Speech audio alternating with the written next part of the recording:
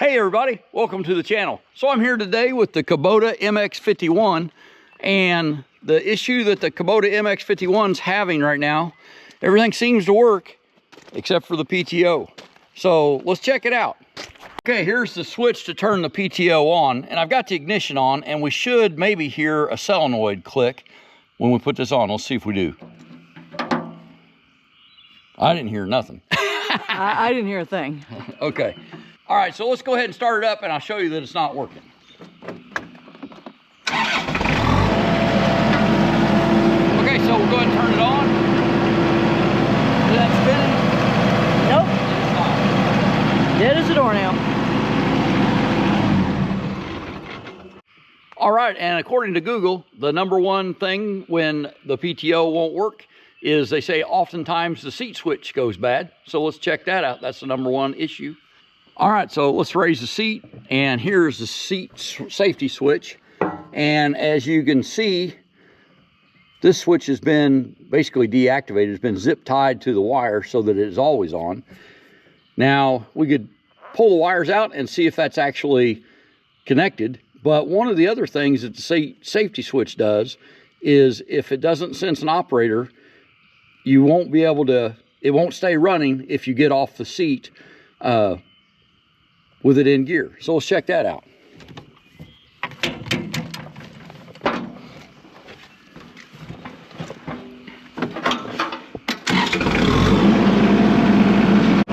All right, so the tractor is in gear. Let's just climb off and see what happens.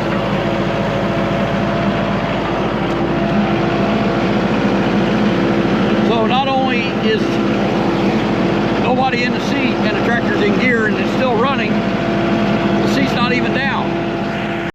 What I don't like about disabling the seat safety switch is check out this. This tractor's running and it's in gear, and this safety switch has been disabled, and this tractor will operate and move. So I don't recommend that. Okay, since our seat safety switch I don't believe is the problem, it says the second item to check is the fuses, and here's our fuse panel right here, and it said the 5 amp key stop fuse is the one that protects the PTO circuitry, so the little solenoid basically. So let's see if that fuse is any good. Okay, so this row is extra fuses, and then here is our 5 amp key stop fuse. And we'll need a pliers, hang on. Okay, so let's pull our 5 amp key stop fuse and check it out. It's dusty. Uh-oh, it looks like it's good though. Well, I was hoping maybe we'd have a simple problem, but that fuse looks good. So let's just put that back. We do have a spare fuse right there, but no real reason to change it. That is good. All right, let's move on to step 3.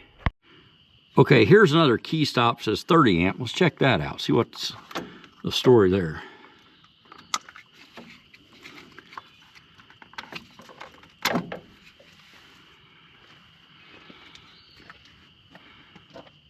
That fuse also looks good.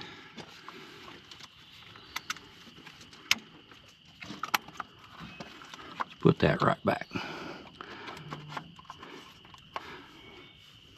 All right, so the third most common troubleshooting thing and things to check is make sure that you've got enough hydraulic fluid. And this is the window, and that fluid should be halfway, and that looks like it's actually just barely over halfway, so I think we got enough fluid.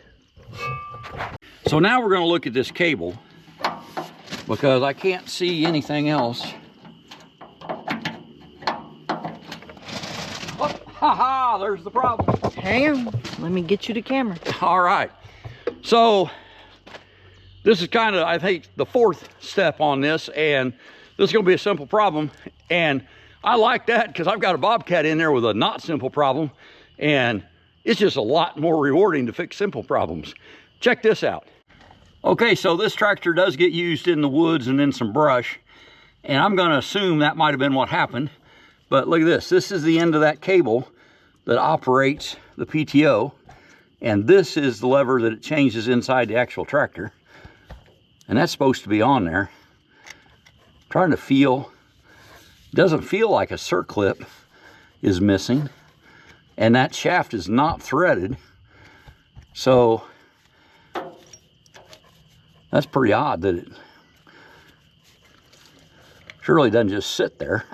Go ahead and move that lever, Maggie.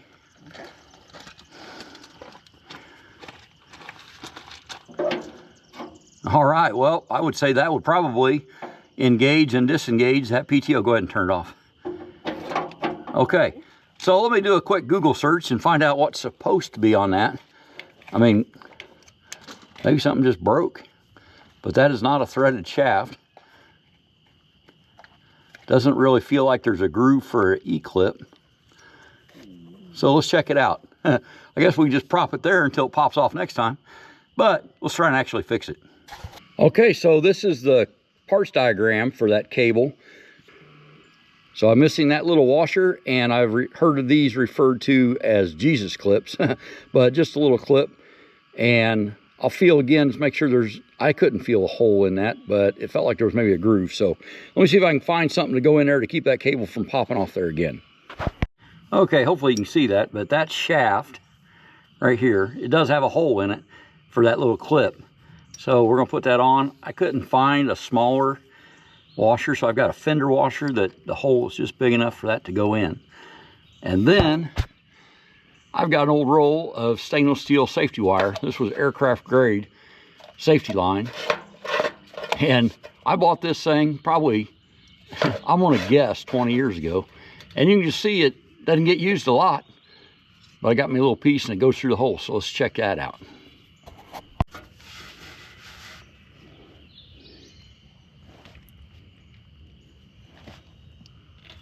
There we go. Just do a little safety tie.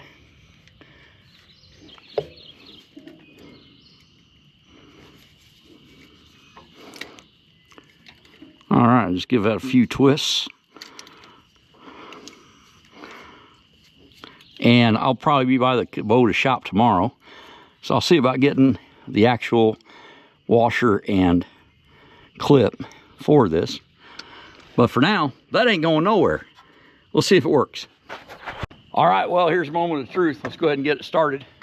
Actually, let's just turn the ignition on and see if we hear that solenoid. I did not. No, I'm not hearing any solenoid. Let's go ahead and start it.